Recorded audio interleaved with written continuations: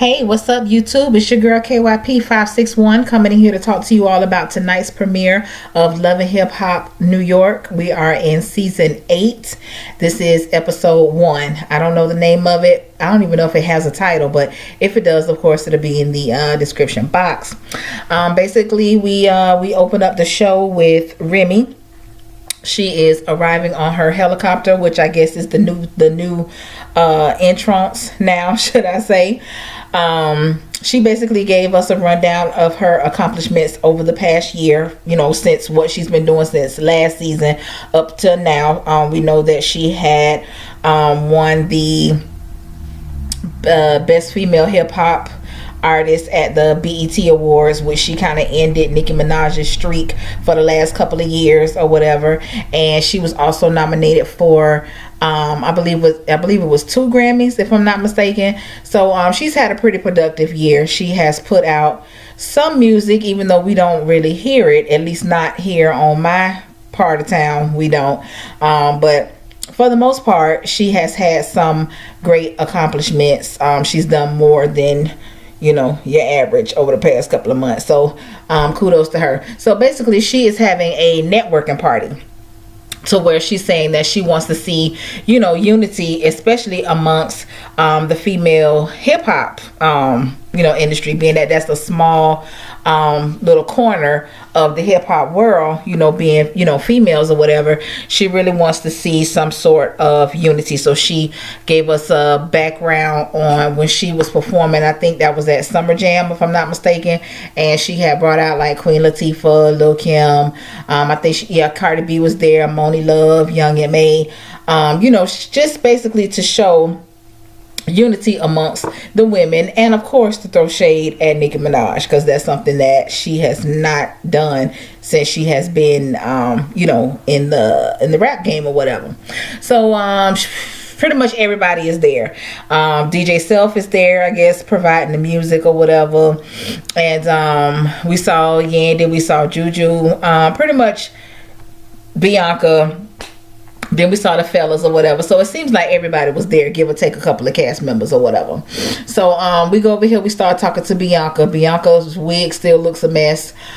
We come to find out that she's still out in these streets fighting and being stupid, instead of learning how to put beefs, especially stupid ass beefs, aside and focus on this career that you claim that you want so bad. Then we go over here to the fellas. I'm going to go ahead and include Snoop in this, because Snoop seems like one of the fellas to me. So it was Papoose, it was Snoop, it was DJ Self, where he's still over here trying to peddle this Gwen and shit.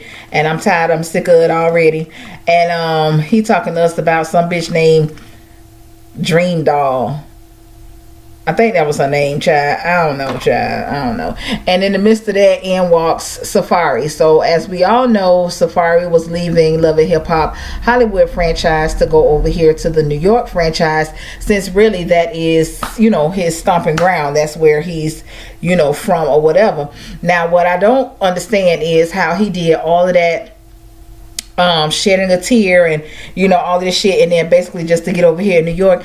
And I ain't gonna say he necessarily bashed LA, but he was like, how the women over there are plastic, bitch, like your old lady from New York wasn't plastic, but whatever. And they have Botox parties and all this type of shit. I was just like, listen, if you're back now, just be back. You know what I'm saying? Because it seems really, I don't know if it's hypocritical. I don't know if I want to call it hypocritical, but it was unnecessary, put it like that. Yeah, especially with you making that outro the way that you did on the Hollywood reunion.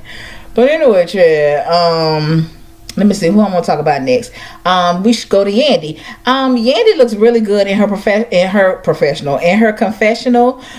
She just looks refreshed. It looks like she may have lost a little weight or whatever. Her face is slimmed down. You could tell she's slimmer, in the waist or whatever. But she looks really good in her confessional. I don't know if I really care about that bob that she got going on the show per se, but she looks really, really good in her confessional. So anyway, she gives us a little bit of background, and I don't think that we're gonna be seeing them baby mamas this season. I wish somebody would have took Judy ass with them.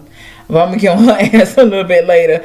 But come to find out, I don't know what she said about Erica's son, but I know she said that Mendici has not seen little Mendici in a while, and she's basically just threw the towel in on that shit, and whenever he get home, let him try and work that shit out on his own, which is what I said last season. Okay, it was not your job to try and get all these kids together and all this type of shit, bitch. No, I'm not doing that. These your motherfucking kids. You know what I'm saying? Now when you get out, because they seem to have a certain respect for you when you're out. They make shit happen when you're out. You know what I'm saying? Them hoes don't see it for me, so they're not gonna try and work with me on shit. You know what I'm saying? So when you get out, it might be a little fucked up because you're gonna be gone for X amount of years, but you gotta make that shit, do that shit on your own, or send your old trifling ass mammy over there to get the damn kids together. Like, since that's your goddamn ride or die partner all of a damn sudden.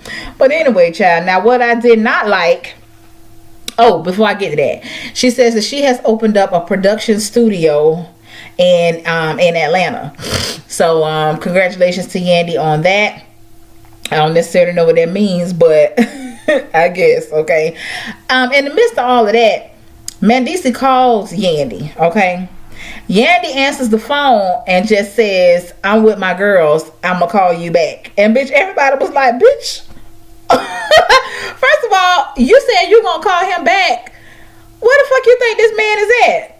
But then again, that just lets me know that nigga got a burner phone in there. But whatever, okay. Then she flipped it up and said, "You call me back." Okay, whatever.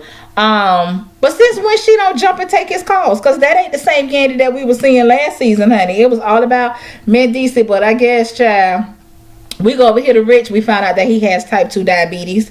I was looking at Rich throughout the show, and Rich looks sick. I don't know if it's the diabetes, but something is aging Rich, especially if Rich says that he's only 41, 42 years old. Something is aging him. I don't know if the diabetes is doing that. I know diabetes runs in my family. I don't have it, but my brother does, my mom does, my aunt does.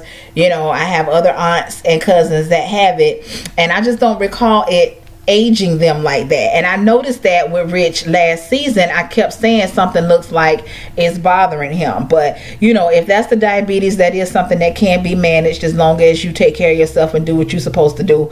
So you know, I hope everything works out for him on that tip. So then we go over here to some Latin singer, child. I think her name is Anais. I'm probably pronouncing that wrong, but whatever.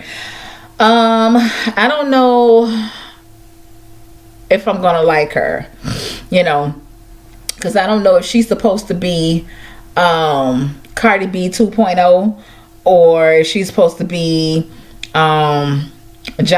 I mean, I don't know what she's supposed to be given, okay. But anyway, she's this Latin singer. Apparently, you know, she might be more popping over in the Latin music industry than she is over here. I don't know. She says she sings English and she does Latin music as well. She says she dances, she acts. Everybody say that they actors and actresses, but I watch plenty of TV and plenty of movies, A and B rated movies, and I ain't never seen none of these motherfuckers nowhere, but whatever. So anyway, she's married to somebody that clearly looked like he should be her daddy, okay. And then we find out that she married him when she was 20 years old. So I'm thinking that she married him because he must got a little bit of coin, okay. But she has this manager, I think he said his name is Navarro, which she clearly was flirting with him, but according to Navarro, she flirts with everybody. He tells us that he has a girlfriend that really don't see it for her ass, because you know how we women are, you know, once we peep some shit that don't look right, we got our eye on your ass, okay, until some shit pop off. So I guess we're gonna get a little bit more into them, because there got to be a reason that we was introduced to his ass on the show. So we'll see what that's all about. So then we go over here to Webstar. I think he's the producer, if I'm not mistaken, but he had a hand in signing Bianca when she was doing the chicken noodle soup era during that time. He had a hand in that. He's basically trying to talk Rich into signing this chick named Bree. Now, Bree's supposed to be this rapper, which they did give us a little tinge of her music, and it kind of sounded like everybody else's music to me. Like, it didn't sound bad, but it didn't sound like original. You know what I'm saying? Apparently, her and Bianca got a beef, and she claims that Bianca is upset with her. They didn't had a beef for some years. Okay, she claims that Bianca is upset with her because she has the style that Bianca wanted.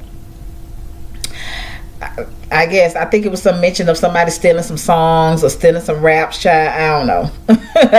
I don't know. We go back over here to Yandy. Okay, so Mendici calls back, right? And of course he was upset, just like any other nigga that's locked up and they really don't have no control of the situation when they got an old lady that's out in them streets. Okay, so you know, he got a problem. He trying to make it seem like it was some issue that he was having, and because she didn't talk to him, and this could have been a scenario, but in this case I just don't believe it. That nigga ain't want shit. Okay, but even if he didn't want shit, you know, this man locked up. Okay, so I mean, sometimes it can be a little I don't want to say aggravating, but sometimes it can just be a little much, you know. But that's how them niggas is, you know what I'm saying? So, you know, that's what you signed up for. But anyway, so he claims that since she didn't have his back or whatever, he called his mama and his mama handled it. Now, child, I guess. Okay. I guess. But like I said, sometimes you do have to appease these niggas. Like, you know, I remember when my husband, when he first went to basic training, right? He was gone for 4 months. I think it was like 4 months that he was gone. So before he left, me and him, you know, we were living together. Like, you know, that was my boo. Like I told y'all, we've been together for over 20 years, right? So when he first went to basic training, I wrote him a letter every day. Okay, did we have means of Skype, FaceTime, Snapchat, and so we didn't have none of that shit in 2000. Okay, so I wrote him every day. That nigga had a letter from me. Okay, but one time he called, because he couldn't call all the time, because basically you a scrub and you kind of have to earn your privileges at that point. You know how they, you know, everybody got their little haze and shit going on. So this was during the time when you had your house phone and you would let like a song or some shit play for your answering machine. So I had it was Silk, and it was either Meeting in My Bedroom or it was Can We Make Love. It was one of them two songs from the Silk Tonight's CD, right? So that nigga called that phone, and I guess I might have been at work or some shit like that, because I don't think I had a cell phone at that time. If I did, the bitch went on, but whatever. So when I checked my messages or whatever, he had left me a message, blah blah blah, and I guess he was getting ready to hang up, but then that nigga was like, and you need to change that answer machine now. You know, so at first I was like, man, what the fuck? But then I thought about it, and I was like, you know, this nigga ain't here. I got some old sexy seductive ass music playing, and I guess he felt like, well, bitch, who the fuck she planning on having a damn meeting in the bedroom with? You know what I'm saying? But it wasn't even, you know, it wasn't even like that. Bitch, that song was popping to me, and I wanted it on my answer machine. But whatever, child, that's neither here nor there. I say that to say, when niggas is not in control, when they not there to basically mark their territory or fill out the situation, you know, they feel some type of way about that, you know. But yeah, I just thought that reminded me of that shit with my husband and that damn answer machine. So anyway, we have Safari. He's having dinner with his family, and his mom is basically giving him the business about these women. Okay, she told him, don't have your ass out there thoughting around, because when you fuck around with these thoughts, your ass got to turn into a thought in order to be able to keep up with their ass. You know what I'm saying? And it, you know, I guess that makes sense. It makes sense, but that was cute. So then we go back over here to Anais. I'm almost certain I'm saying her name wrong, but whatever. We go back over here to her and her husband. And first thing he said when he came out there was he didn't like that hair color. And I was like, bitch, I don't like the hair color neither. Okay. I didn't like the shit either, but you know, whatever. So they basically was exchanging, talking about whatever it is that they was talking about, and he just straight up asked her, like, listen, do you want a divorce or what? Because bitch, I can make it happen, just let me know what you want to do. And then she goes into, sometimes I want my freedom and sometimes I want this, and I really do believe that she wants her freedom, but I'm under the impression that their husband is the nigga with the coin. And like I said, that's why she married his ass, especially as young as she was when she married him. And so she can't just jump the gun because her career ain't popping the way that she wants it to be. She ain't really making no money like that, so she kind of gotta stall out on this nigga until she can find a way to maybe get her divorce but get some coin at the same time, preferably some of his coin. That's what I get from her. So anyway, we got Remy talking to Papoose again, and I guess, at this point he's ready for her or them to try and have another baby. And I think from the details of her losing the baby last season, I believe that she was told that she could not conceive a child naturally, that she wouldn't be able to conceive a child naturally. So I guess they had been maybe looking into doing IVF. So she's kind of throwing it off again, because once again she's within her, she's trying to make shit pop off for her career or whatever. So kind of like we back at the square one like we was last season, but hopefully that works out the way that it's supposed to. So then we got Rich, Snoop, and Bree. They are at some sort of supposedly industry party, child. Okay. So Love and Hip Hop New York is home of the industry parties, okay? Fucking Love and Hip Hop Hollywood is the home of the release parties and showcases, all right? And then we got Love and Hip Hop Atlanta. They the home of the damn fashion shows. I guess. Okay. So anyway, he brings Bree there. Rich invites Bree there.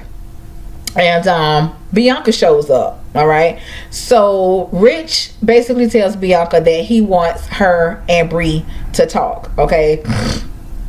It was in this moment that I realized them two motherfuckers actually look alike. Bree and Bianca. They look alike. But whatever. So anyway, Bree comes out from wherever she was at, and she was talking greasy to Bianca. She was talking her shit or whatever.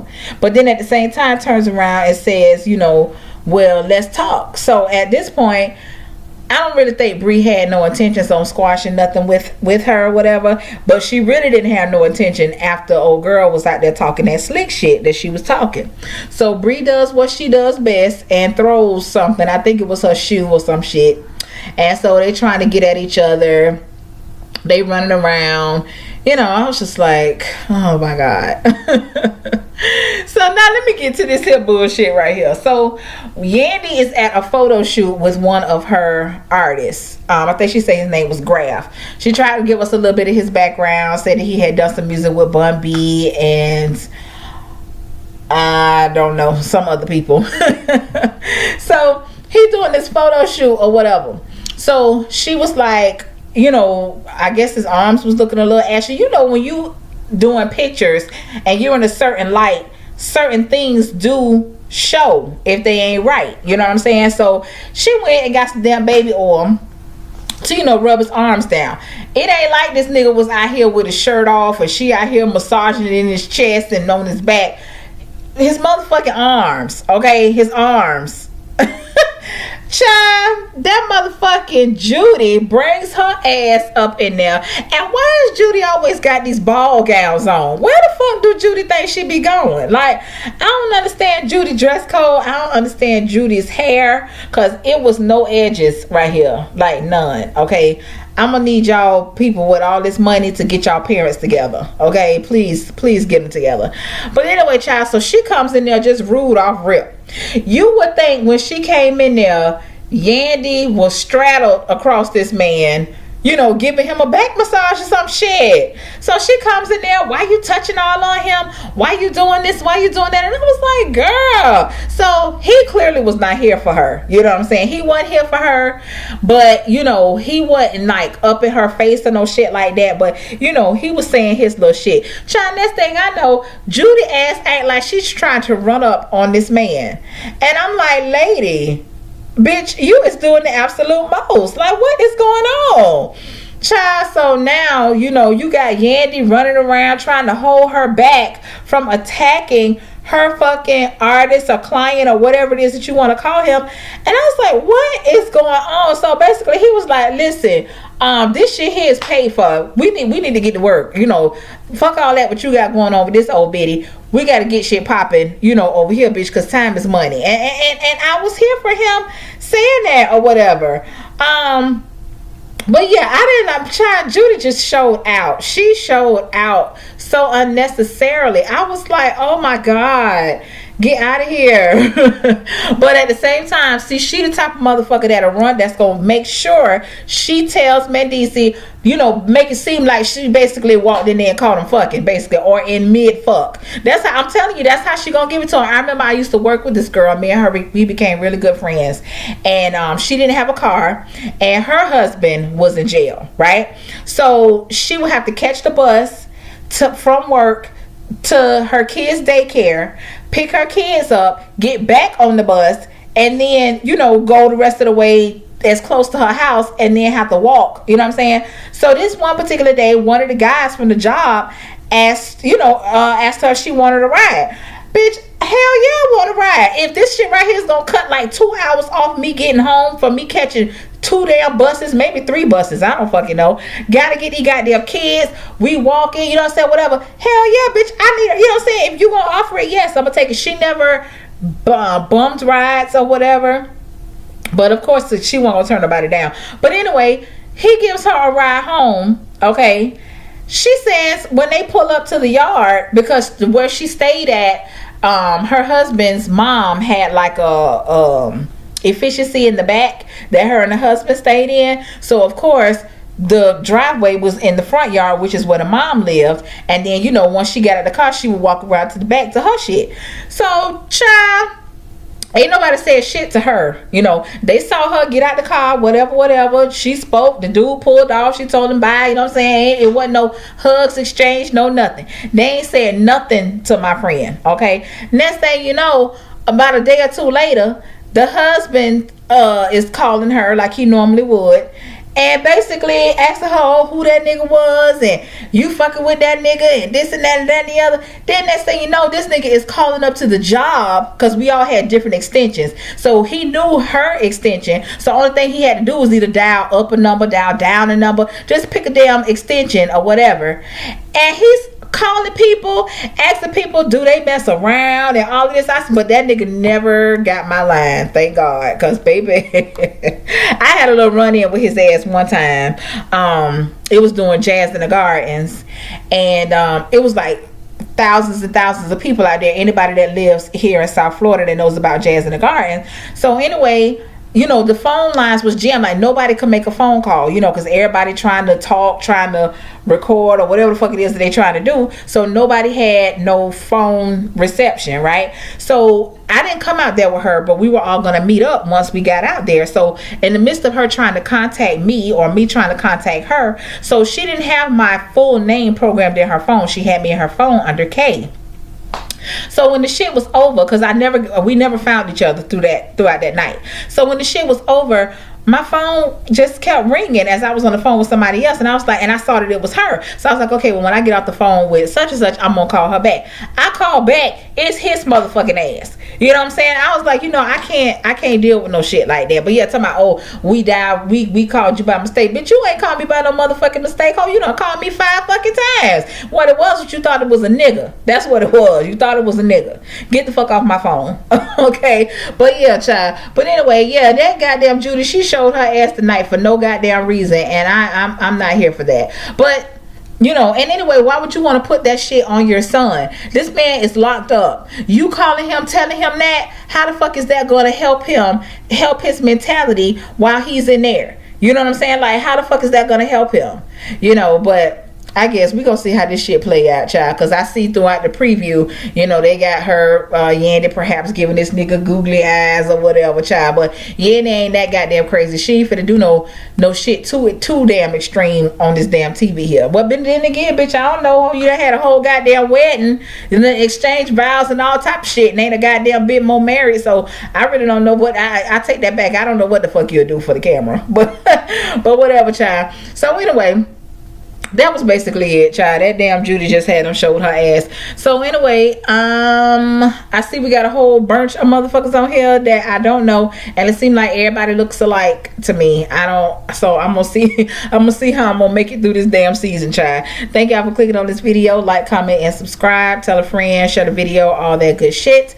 Until next time, y'all. Peace out.